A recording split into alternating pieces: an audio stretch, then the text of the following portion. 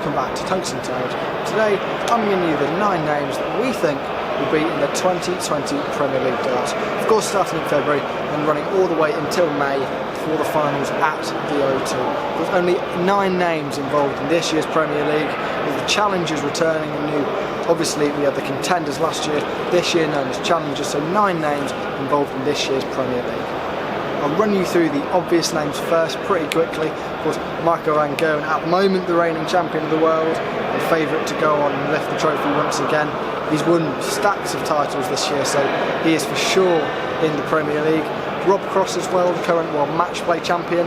He's won a couple of events this year. He's returned to form in patches, maybe not his best and maybe not the form we saw him win the World Championship, but definitely a Premier League player this year.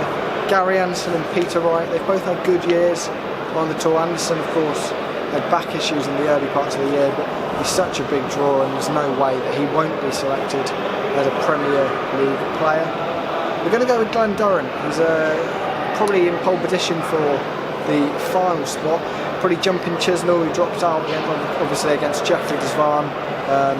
3 major semi-finals, the Grand Prix, the match play, and of course the Grand Slam of darts, and now a World Championship quarter-final to add to that. So Glen Durrant likely to be in the Premier League for 2020. Some more obvious names: Gerwyn Price and Nathan Aspinall. Because Gerwyn Price winning the Grand Slam of darts for a 2nd time in a row. He had a fabulous year, probably the 2nd best player in the PDC at the moment. UK Open champion Nathan Aspinall, an excellent year for him after making the semi-finals at the Alexandra Palace this time last year. He's in another semi-final. You never know, maybe he'll make a final, maybe he might even win the whole thing, but for me, he's already in that Premier League spot.